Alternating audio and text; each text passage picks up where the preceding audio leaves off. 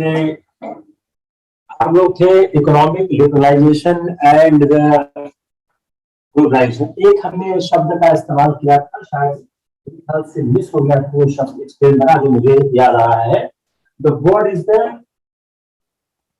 The horizontal application. I don't know why people are not able to understand the horizontal application of fundamental rights. जो horizontal application of fundamental right है, ये होता क्या है? जो horizontal application of fundamental दो issue को address करता है। पहला to whom against remedy needed.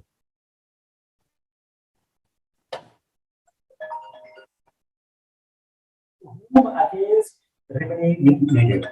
Wonderful.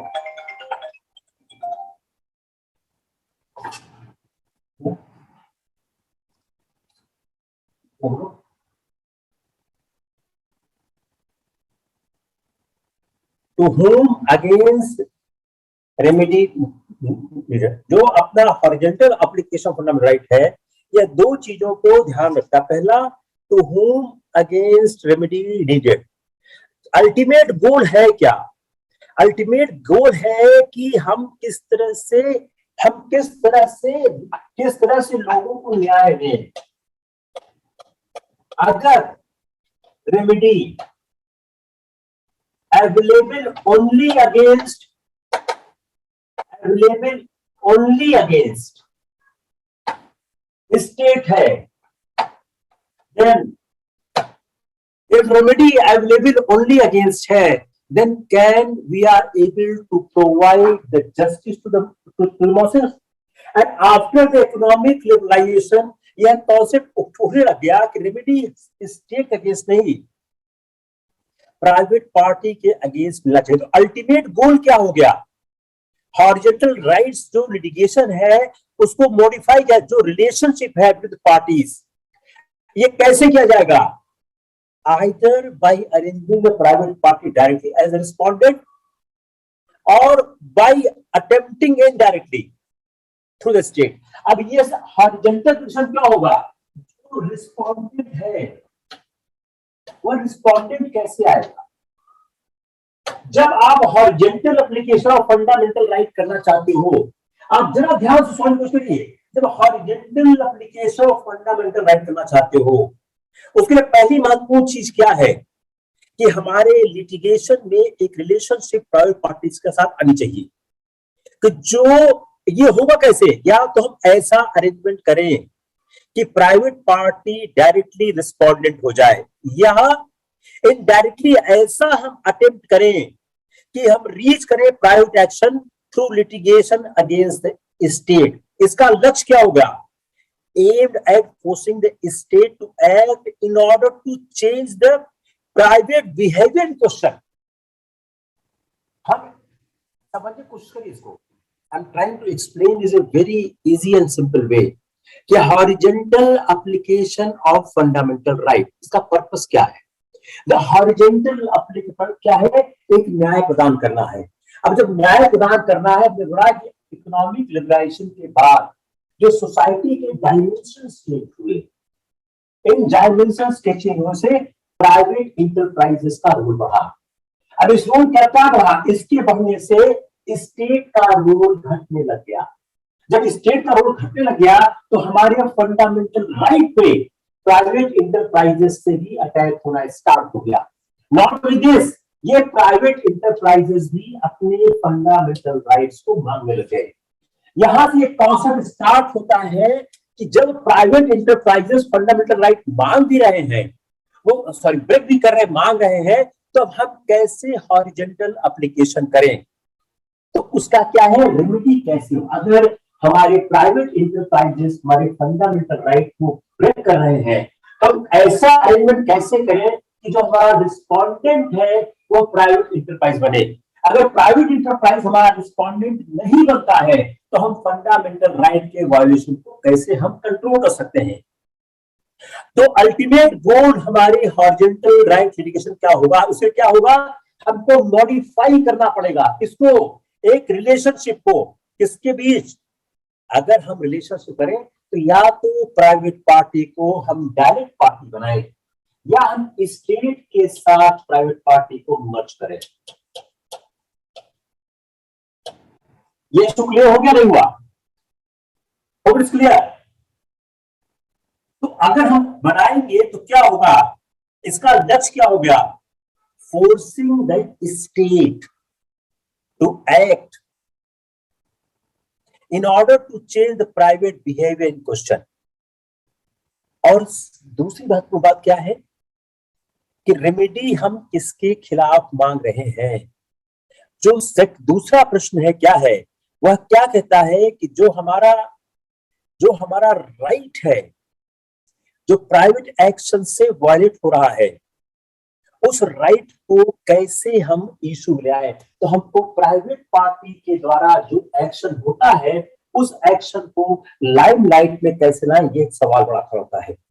इसके लिए हमको सबसे महत्वपूर्ण ध्यान देना क्या है, हमको महत्वपूर्ण ध्यान देना ये होगा कि कॉज ऑफ एक्शन, जो कॉज ऑफ एक्शन है वो कैसे डिटरमाइन होता है और कॉज ऑफ एक्शन किसके खिलाफ होता है।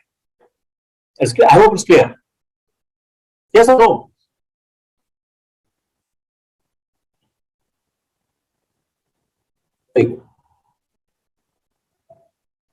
अब आते हैं हम अगले पॉइंट पे, हम लोग शायद यहां तक कर चुके थे।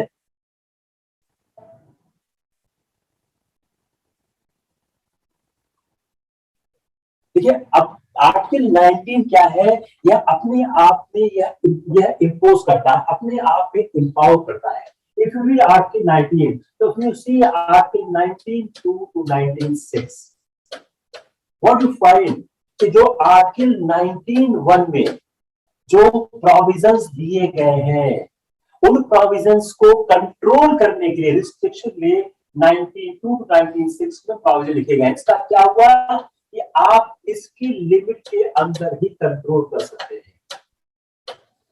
You are limited when you are making a reasonable restrictions, then you have to control yourself, that your restrictions need to be between 19(2) to 19(6).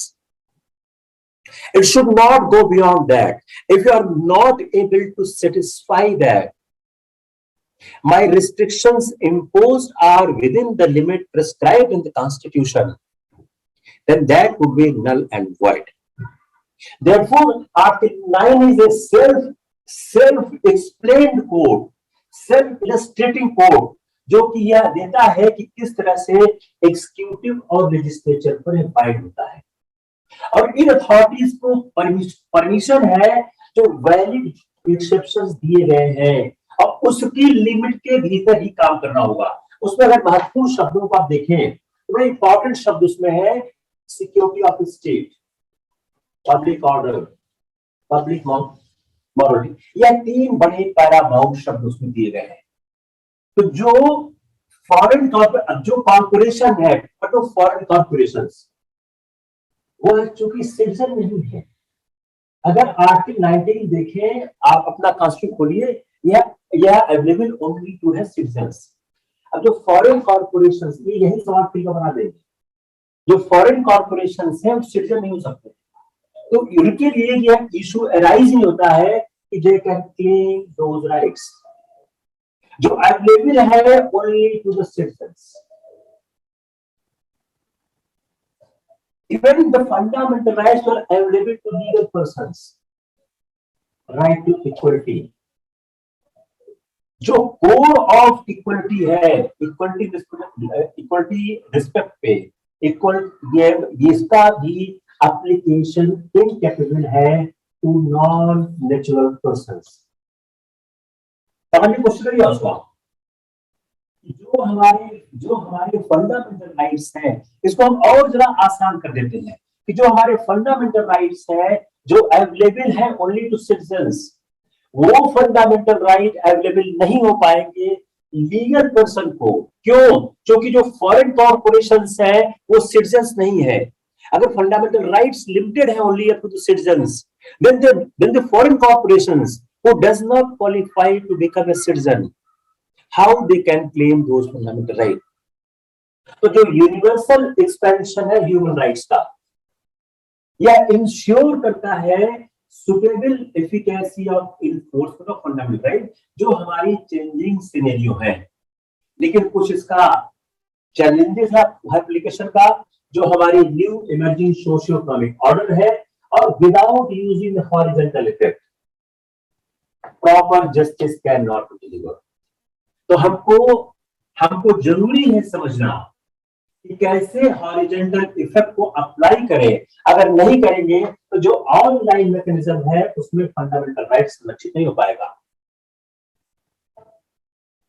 जो पॉलिसी चेंज हुई है ऑफ सोशल मीडिया प्लेटफॉर्म का, अगर उसको आप देखें, उसमें एक डर शुरू हुआ है कंसर्निंग द प्राइवेसी। आपने व्हाट्सएप के बारे में बहुत सुना हुआ है अभी हाल। तो जो इमरजेंस है सोशल मीडिया का, ये अटैक कर रहा है हमारी प्राइवेसी को, और जो individual and society as whole उसकी प्राइवेसी को यह अटैक कर रहा है। हम क्या हो गए हैं, हम वल्नरेबल हो गए। इसलिए ये इजी नहीं होगा ऑनलाइन इंट्रूशन को कंट्रोल करना, आसान नहीं होगा। यह चैलेंज आ गया है फंडामेंटल राइट को इन्फोर्स। अब आपका सवाल क्या है, what are the challenges for fundamental right? हमारे फंडामेंटल राइट के चैलेंजेस क्या क्या है? तो इंडियन कॉन्स्टिट्यूशन में जो राइट टू प्राइवेसी है can be enforce only against the government. लेकिन जब हम देखते हैं ऑनलाइन स्पेस में, तो जो कई डिजिटल मीन्स हैं ये हमारे इंक्लूड कर रहे हैं प्राइवेसी को, हमारे ऑनलाइन बिहेवियर को। और जो एक हॉरिजॉन्टल एप्लीकेशन है is not applied show utter failure of legal system. जो हम हॉरिजॉन्टल एप्लीकेशन है is not applied, that shows utter failure of legal system. अगर हमारा लीगल सिस्टम अडॉप्ट नहीं करेगा horizontal application of fundamental right का, तो क्या होगा, हमारा जो कोर्ट है वो फ्लडेड हो जाएंगे। इससे नंबर ऑफ लिटिगेशन से। तो यह जरूरी हो चुका है कि हमारे चेंजिंग सिनेरियो में अंडरस्टैंड करने की कोशिश करें कि कैसे हमारा हॉरिजॉन्टल फंडामेंटल राइट काम करें। तो जो स्टेट की डिफिनीशन है आर्टिकल 12 में, उस स्टेट की डिफिनीशन को हमको समझने की जरूरत है और उसको अप्लाई करनी है। अब अगर आप पर सवाल स्टेट की डिफिनीशन को लेकर आता है तो आप कहते हैं सवाल क्यों पूछा गया है, क्यों पूछा जा रहा है? क्योंकि हमारा जो राइट टू प्राइवेसी इन्वेड हो रहा है। अगर आप सारे आर्टिकल पढ़ने की कोशिश करें जो व्हाट्सएप की पॉलिसी को लेकर आए थे, वो सारे के सारे इस बात पे केंद्रित थे कि अगर कोई लिटिगेशन आता है तो how it will be handle. So therefore the horizontal application of fundamental right need to be understood, and the definition of the state need to be interpreted in the new socio-economic order presented by the society, by the whole system today. अगर हम उसको address नहीं कर पाएंगे तो हमारा judicial system fail हो जाएगा और हम नंबर ऑफ केसेस से पूरी तरह से भर जाएंगे। Is clear?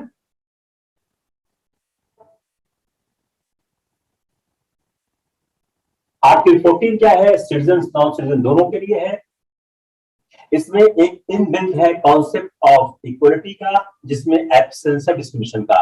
अब आर्टिकल 14 किसके लिए है? दोनों के लिए है। 15-16 किसके लिए है? सिटीजन के लिए। तो 14 का जो डिस्क्रिमिनेशन है न तो आप सिटीजन्स के लिए कर सकते नॉन सिटीजन, लेकिन जो 15-16 है इसका डिस्क्रिमिनेशन जो बार किया जा रहा है only against the citizens. Even 15 is speaking about the specified matters which has been Article 15. Article 15 ने कुछ ग्राउंड स्पेसिफाई कर दिए हैं, religion, race, caste, sex, place of birth. Article 16 restrict करता है public in the employment under the state. यहां पर private party नहीं का जिम्मेदारी। आप देखिए हरियाणा की सरकार ने प्राइवेट पार्टीज पर रिजर्वेशन की बात कही, तो एक इंटरप्रिटेशन क्या शुरू हुआ कि क्या गवर्नमेंट प्राइवेट पार्टीज को फोर्स कर सकती है कि आप हमारी सरकार की पॉलिसी अपनाओ। उसका एक इंटरप्रिटेशन क्या है कि government can not force the private parties to follow the government mandate and policy because they are private users. इसका second interpretation क्या है? Government is giving the land at concessional rates. You are taking the manpower from that state. Government is supplying electricity to the concessional state, the concessional rate. Government has given a lot of benefit subsidy to you. So why you will not follow the mandate of the government with respect to the reservation for the local people? अगर हरियाणा सरकार ने आपको जमीन दी है, आपको man power दे रही है, आपको सब्सिडाइज बिजली दे रही है, आपके वेस्ट मैनेजमेंट में आपको हेल्प कर रही है, तो why you are not following the policy of the state government? This is one of the argument. अब आर्टिकल 15 और 16 को समझने की कोशिश करते हैं। आर्टिकल 15 और 16 में एक फर्क है। अब अपना बेयर एक्ट आप खोला तो अब आप खोलिए, आपको 15 और 16 के अर्थ समझ आएंगे। Now we are travelling in the article 15 and 16। अगर आर्टिकल 15 को देखें तो आर्टिकल 15 क्या बात करता है? वो बात करता है prohibition on the ground of religion, race, caste, sex or place. When you are reading it, you find a wording in the first line, only. What does it mean by only? Only means the race, caste, sex, place of birth. मात्र इन आधारों पर आप discrimination नहीं कर सकते। इसके अलावा कोई और आधार है, then you can do it. This simple, let's see simple interpretation before entering into the deeper concept. The reading of the Bare Act is saying that the use of word only is saying that you cannot discriminate on the basis of sex, caste, place of birth, religion. But besides this, if any other ground is available to discriminate, you can discriminate. That should be a reasonable discrimination. That's a different part. But for the sex, place of birth, religion, you cannot discriminate. It is the Article 15. Or if you see the Article 16, then it's confining to you for the public employment, equal opportunity,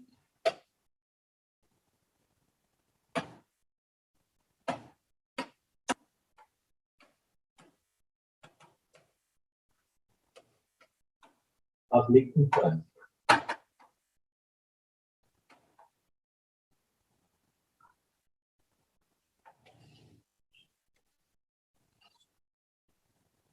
It's clear? तो इसलिए article 15 और 16 क्या बोलता है कि आपको किसी भी व्यक्ति के साथ मात्र इन आधारों पर आप डिस्क्रिमिनेशन नहीं कर सकते हैं। लेकिन अगर 15 और 16 आपकी मदद नहीं कर पा रहे हैं, still the option under Article 14 is available. Suppose that some discrimination has been done and you are unable to avail the Article 15 and 16, then you can go for the Article 14 and can have the benefit.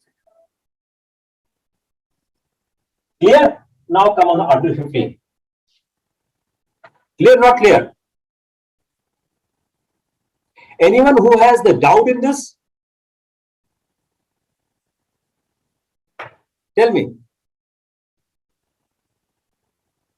अब article 15 देखें क्या बोलता है। Direct. The prohibition of discrimination on grounds of religion, race, caste, sex, or place of birth. You see the word only here. Which I explained. Again, you see only.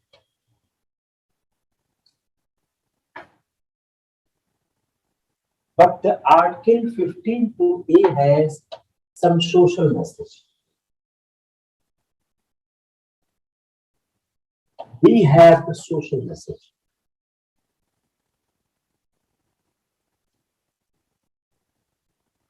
ए क्या होता है? Shop, public restaurants, hotel and place of public entertainment. यहां पर आप discriminate नहीं कर सकते whether it is dedicated by, whether it is state और इंडिविजुअल। क्या होता है? wells, tanks, bathing huts, roads, place of public resort were paid wholly or partly out of state funds or dedicated the use of public, general public. Now you try to distinguish A and B. Now you try to distinguish A and B. Read A and B carefully. आप A और B को distinguish करने की कोशिश करें। ए और B में क्या फर्क है? Got it?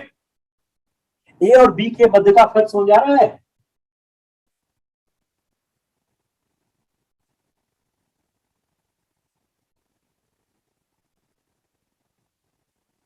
Article 15 is against state. So can private enterprise may rule that they will not employ? Yes, they can make it. Why not?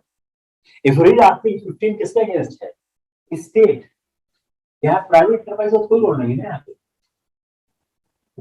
That's why I taught you the horizontal application of fundamental right. I have quoted the Haryana government while teaching you the horizontal application of fundamental right. That matter has gone to the court. I have given you both of the argument. Argument A, where private enterprises cannot force to follow the policy of the state government.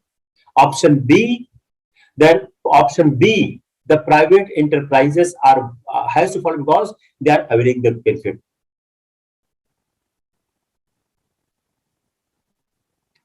If some government employer is not benefit of relocated by filing form online, yes, it is the straight away coming Article 14.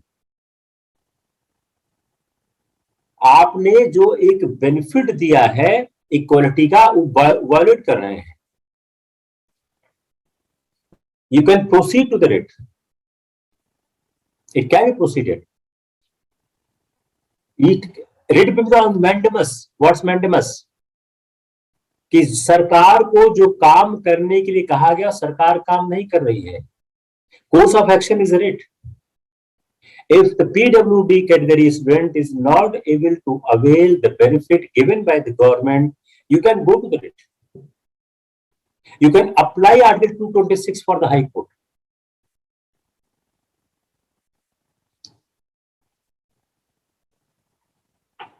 Article 3 क्या है?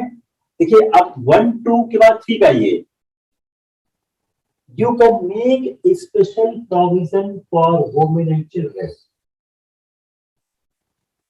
ये उन्होंने शुरू में क्या बोला कि आप सेक्स के आधार पर डिस्क्रिमिनेट नहीं कर सकते हैं. यहाँ क्या है? वुमेन और चिल्ड्रन के लिए आप स्पेशल प्रोविजन बना सकते हैं.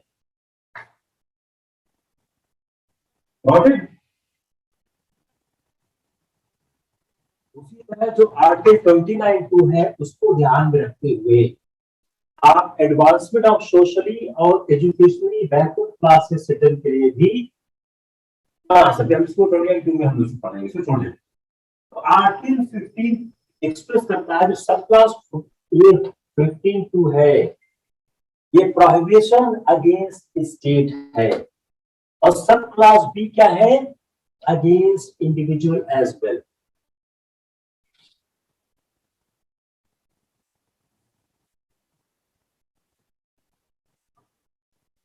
जो 15(2) का टूटा दिया मैंने, जो 15(2) का है, जो 15(2) के 2 क्लॉज है, वह क्लॉज क्या बोलते हैं? ये सोशल मैसेज की बात करते हैं. जो सेकेंड सिग्निफिकेंट वर्ड है इसमें, वह है ओनली. अगर ये प्रोहिबिशन उसके अलावा किसी और ग्राउंड से हो रहा है, अगर इसका प्रोहिबिशन किसी और ग्राउंड से हो रहा है, तो आप उस ग्राउंड पे प्रोहिबिशन कर सकते हो. लेकिन अगर आप सिर्फ इस ग्राउंड पे प्रोहिबिशन कर रहे हैं तो प्रोहिबिशन करना पॉसिबल नहीं है। It's clear not?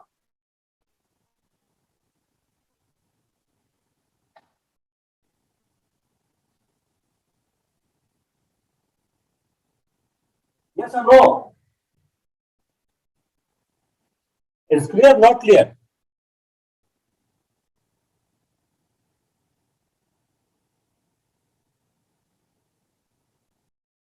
It's clear not clear? बताइए।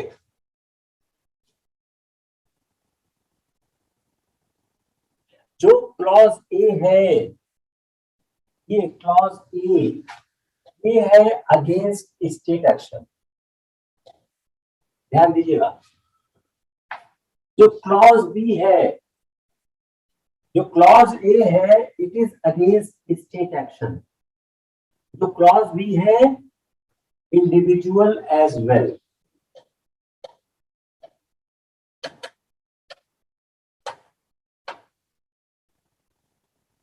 फाइन। जो क्लॉज ए है, it is against state action. और जो क्लॉज बी, जो क्लॉज टू है, it's against individual as well. ये सवाल आपके प्रीलिम्स का बहुत अच्छा सवाल है। बड़ा आप लोग शांत हैं आज, लगता है कि कुछ क्लियर नहीं हो पा रहा है। Some problem? देखिए, क्लॉज वन और क्लॉज टू। जो क्लॉज ए है, ये किसके खिलाफ है? ये है अगेंस्ट इन स्टेट।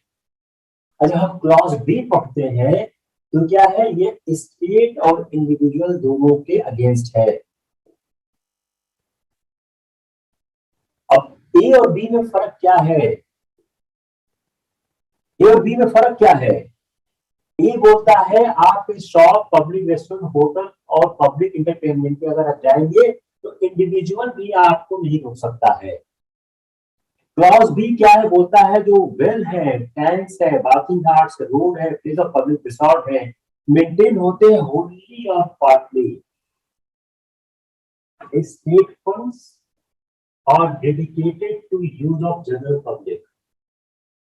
तो अगर ये स्टेट फंड और जनरल पब्लिक का शब्द नहीं है, तो अगर कोई इंडिविजुअल होटल चला रहा है तो वहां पर ये अप्लाई नहीं होगा। होटल के स्विमिंग पूल अप्लाई नहीं होगा ये। तो अगर आप इसको डिफरेंशिएट करें तो दूसरा डिफरेंशिएशन ये आ रहा है। It's clear?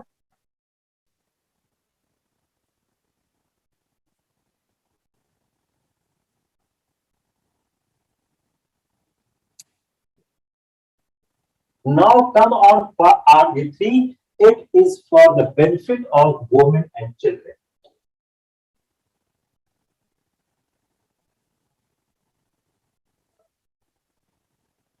तो 15.3 क्या है?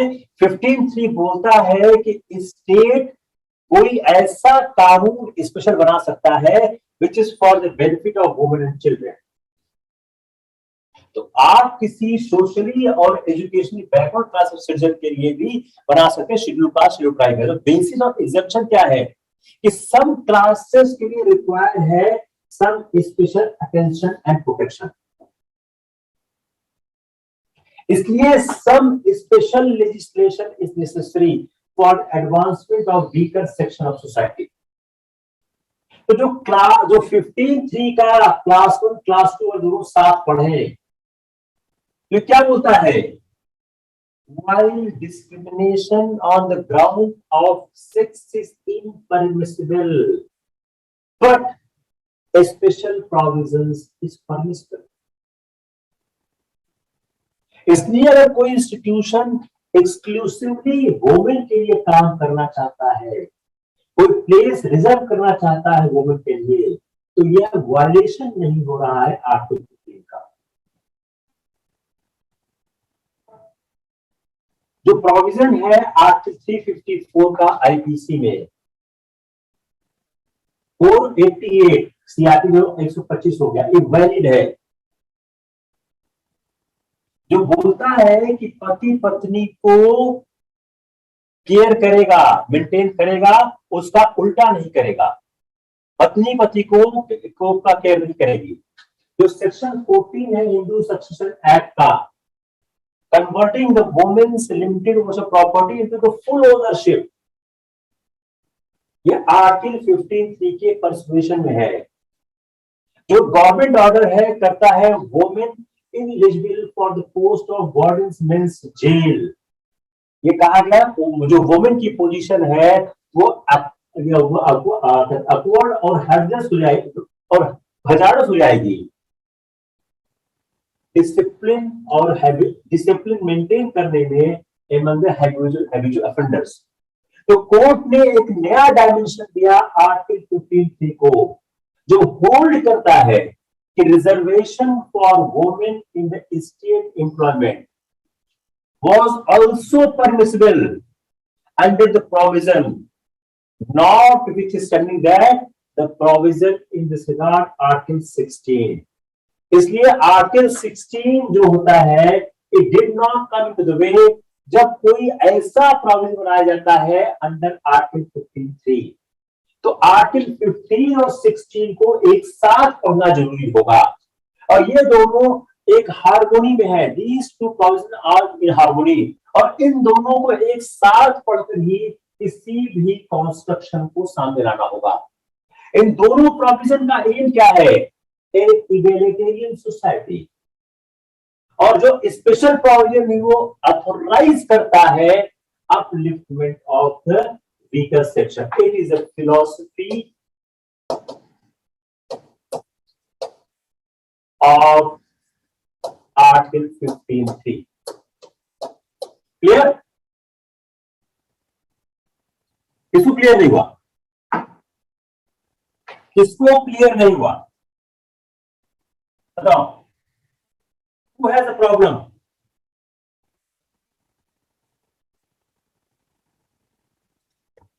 किसको क्लियर नहीं हुआ?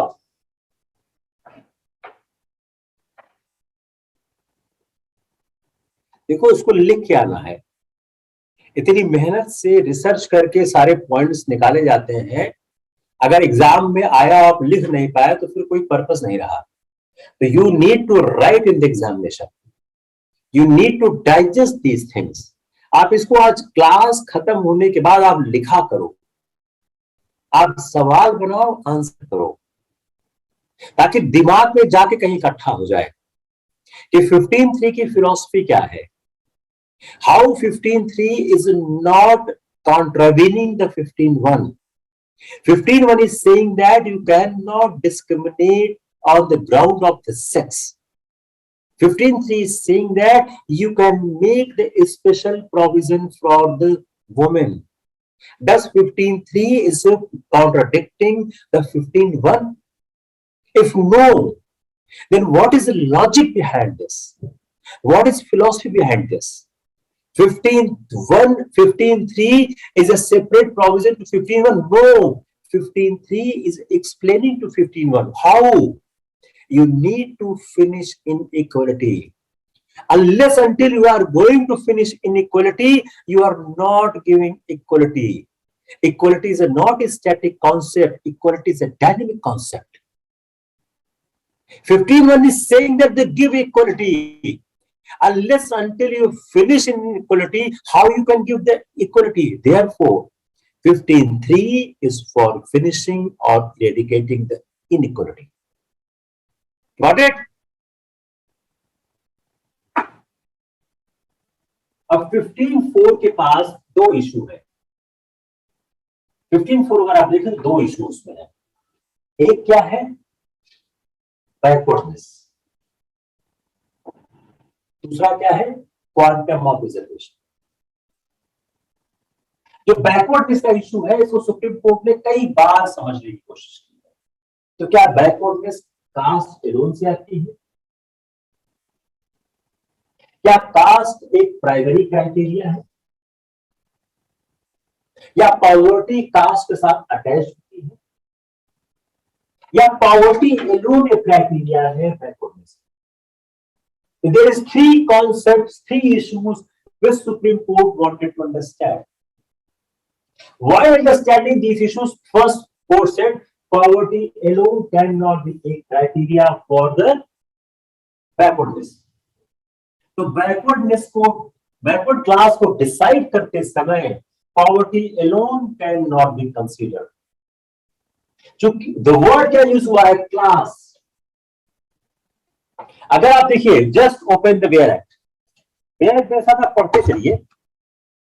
आप 15(4) में देखिए वर्ड क्या है, socially and educationally backward classes.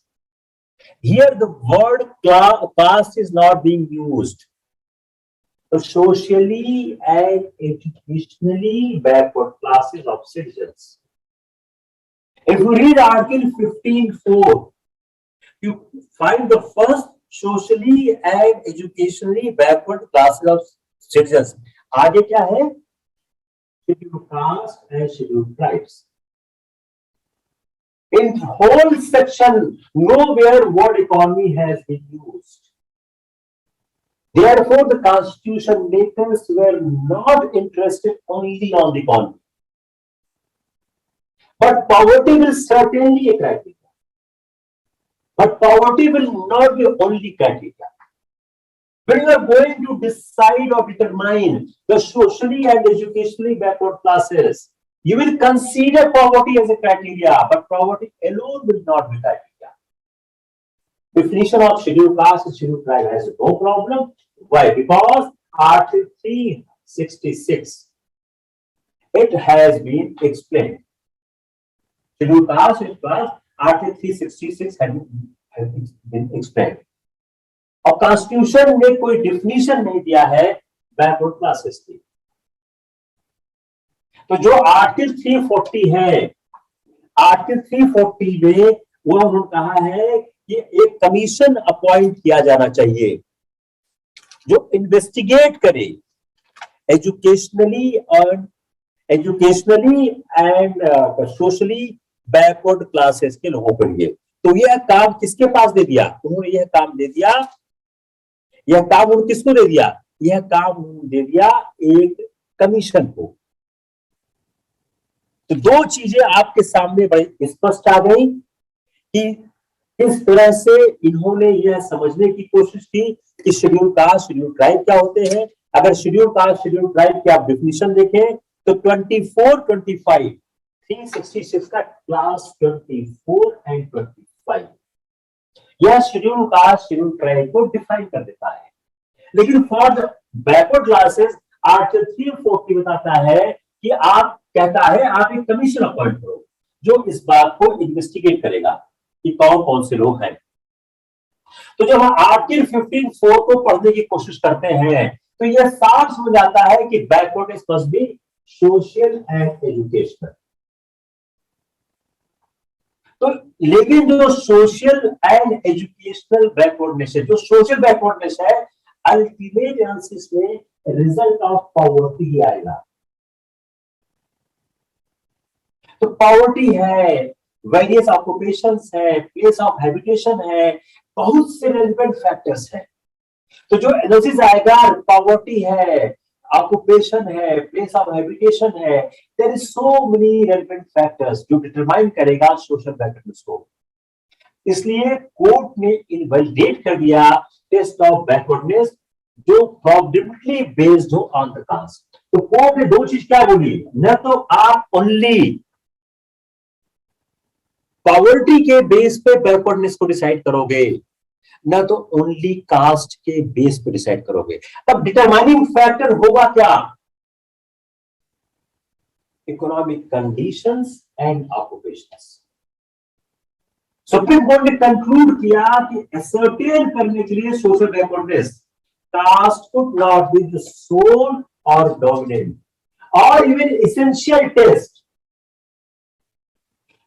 Backwardness को, बैकवर्ड क्लास को डिटरमाइन करने के लिए जो क्राइटेरिया अडॉप्ट किया should be class as a whole comparable to the SC and STs. Supreme court की सारी लाइन में बात पढ़ा रहा हूं कि जब आप बैकवर्डनेस को डिटरमाइन करोगे तो क्लास एज होल करोगे, कंपेरेबल हो, एससी एंड एसटी हो इन मैटर ऑफ बैकवर्डनेस। जिस तरह से एससी और एसटी बैकवर्ड है उस तरह की सिचुएशन को आप कंपेयर करोगे। उसके बाद वो इस नेसेसरी टेस्ट को फुलफिल करे, सच एज जैसा स्टेट में गवर्नमेंट मिल राउंड करे in the context of prevailing economic conditions. अब अगर आप क्राइटेरिया पॉवर्टी को लेते हो, should not B individual poverty but the class poverty. किसी एक व्यक्ति की पॉवर्टी डिटरमाइन नहीं करेगी, उस पूरे क्लास की पॉवर्टी डिटरमाइन करेगी, because the section, the article itself is talking about the class. Therefore, while determining this issue, you need to understand the class poverty.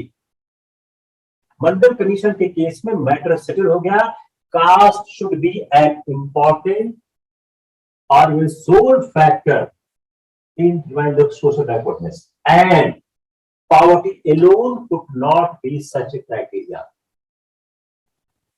अगर कॉन्स्टिट्यूशन मेकर्स का प्राइमरी इंटेंशन होता तो वह इसको लिख दिए होते। तो कॉन्स्टिट्यूशन मेकर्स का जो कार्य अपीयर करता है to compensate for the handicap from which certain section of society have suffered, जो हमारा सोशल अरेंजमेंट है उसके बीच में। इसलिए caste should not be ignored as an important factor in determining backwardness. Hope it is clear. इस सवाल को समझना बहुत जरूरी था। अगर आप इस इश्यू को नहीं समझते तो आर्टिकल 15-16 क्लियर नहीं हो सकता है।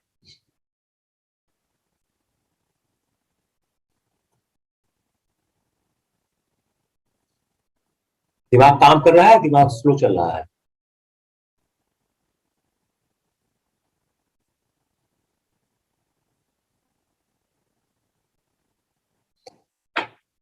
Second is the quantum of reservation.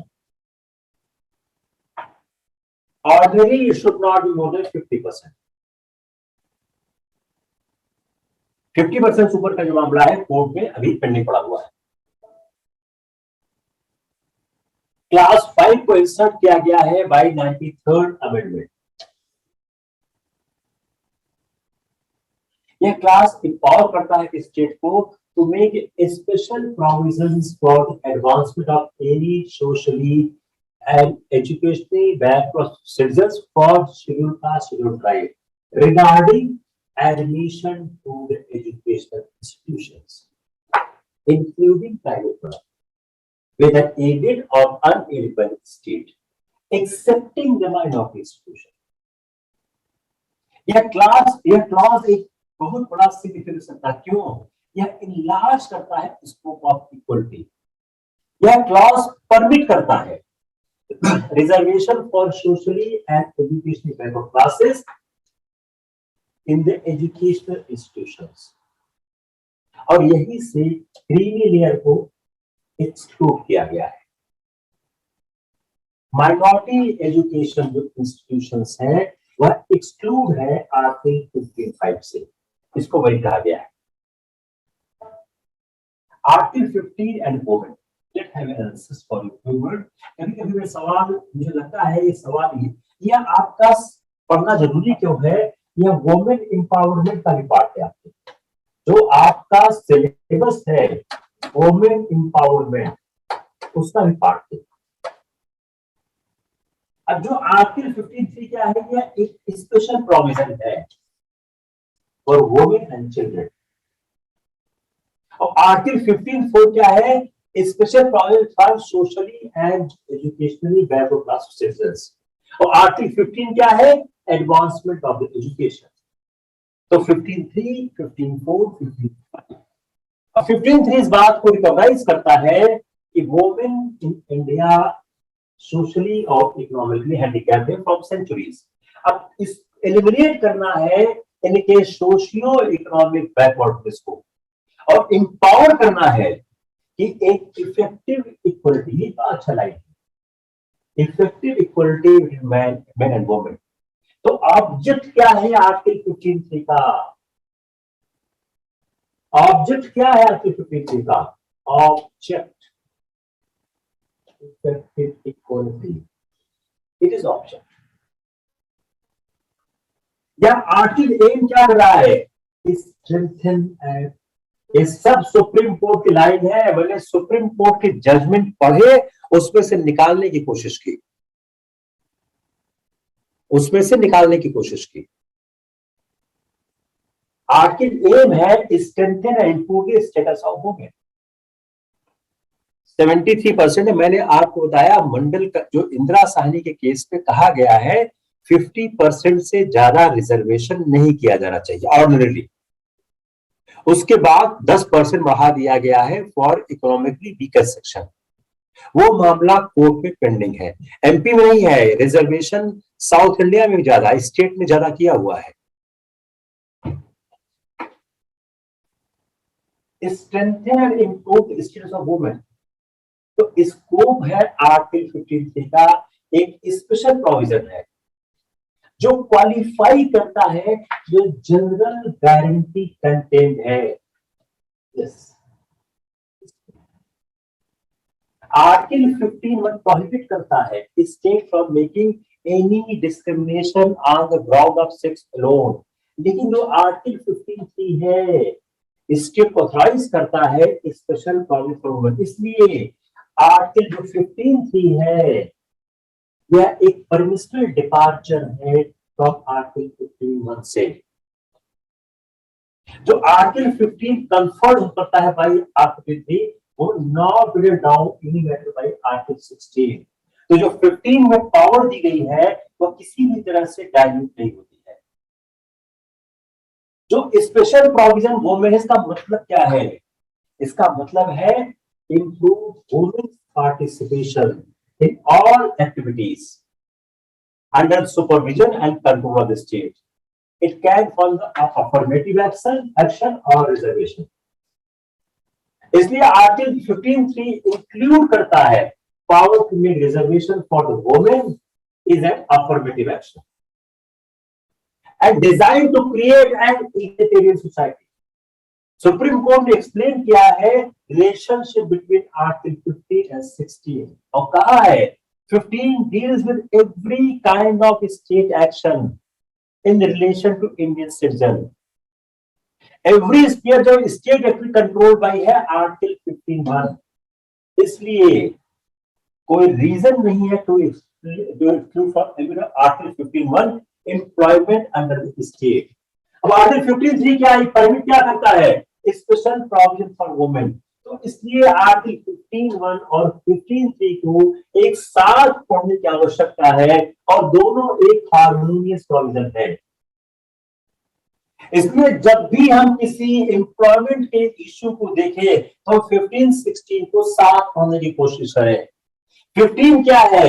ये जनरल प्रोविजन है। 16 क्या है? एक स्पेसिफिक प्रोविजन, मोर स्पेसिफिक है। क्योंकि article 16 does not touch upon any special provision for women, इसलिए किसी भी तरह से आर्टिकल 15(3) की पावर को कंट्रोल नहीं करता है। जो आर्टिकल 15(3) की पावर है क्या है? ये बहुत व्यापक और वाइड एनफ है जो कवर करता है entire range of state activity including employment under the state. Article 16(2) is more limited in scope than article 15(1). Why? Because it confined to the employment. जो प्रोहिबिटेड ग्राउंड है डिस्क्रिमिनेशन का under article 16(2) are somewhere wider than article 15(2). Why? Because 16(2) prohibits discrimination on the additional ground descent and residence. आप ध्यान दीजिए, you read 16(2) apart from religion, caste, sex and place of birth. So 16(2) has more ground than the 15(2). Just open your app, see 15(2), 16(2). See together again. Again see 15(2) and 16(2) and you find that there is some additional point given in 16(2). What it is to explain? This explain that 16(2) has additional ground. It means 16(2) has a wider scope than the 15(2). It's clear or not clear?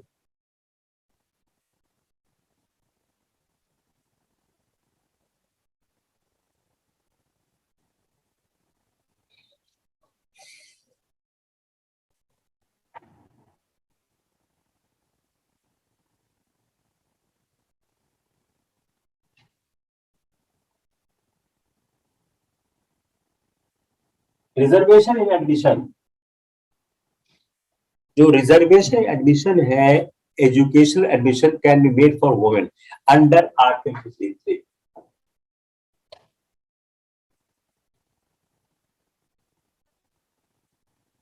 socially and educationally backward classes, scheduled caste, scheduled tribe under Article 54 and 55. Other groups are not falling under Article 53, 54, 55. तो एक काम क्या करो, article list बनाओ कि 15(3) में कौन fall कर रहा है, 15(4) में कौन फॉल कर रहा है, 15(5) में कौन फॉल कर रहा है। जो रिगार्डिंग सीट ऑफ एडमिशन है एजुकेशन इंस्टीट्यूशन, जो आदमी इसमें इसमें इसमें नहीं आ रहा है, can be done under article 51 itself. लेकिन जब टेस्ट आप करोगे तो आर्टिकल 14 में वह टेस्ट एडजुडिकेट होना चाहिए।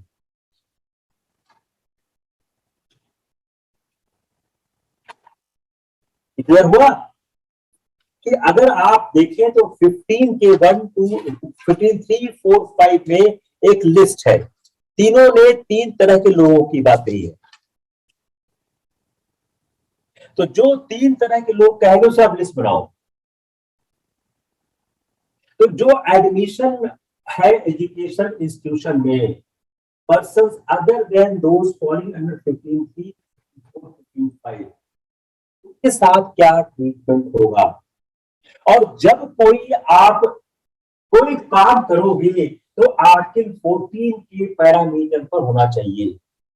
क्लासिफिकेशन रीजनेबल है या नहीं, इसको जस्टिफाई करना होगा। तो जो इक्वलिटी प्रिंसिपल है, जो कंटेंट है आर्टिकल 15(1) में, वह तब तक इन्फ्रिंज नहीं होती है so long as reservation is need for a class which can be identified on the basis of rational। एक नेक्सस एस्टेब्लिश करना होगा between differentia and object to be achieved। इसी आर्गुमेंट को ध्यान रखकर जो चिल्ड्रन ऑफ डिफेंस पर्सनल था, x defence personnel था, पॉलिटिकल सफरेज था, जो रिजर्वेशन है वो वैलिड किया गया है। जो आर्टिकल 55 की जो रीडिंग है, इससे अगले क्या करता है, आर्टिकल 55 एंड 91G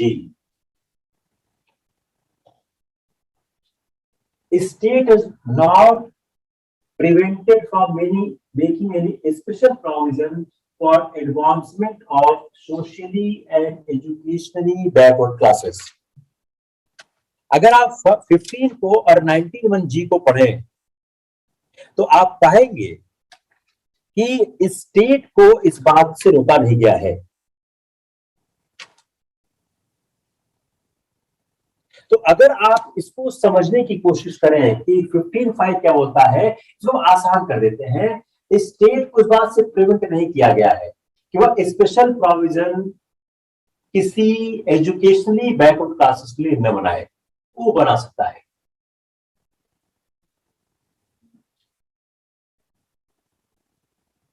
बस करें, टेल मी, हो गया? और जल्दी बताओ, फास्ट।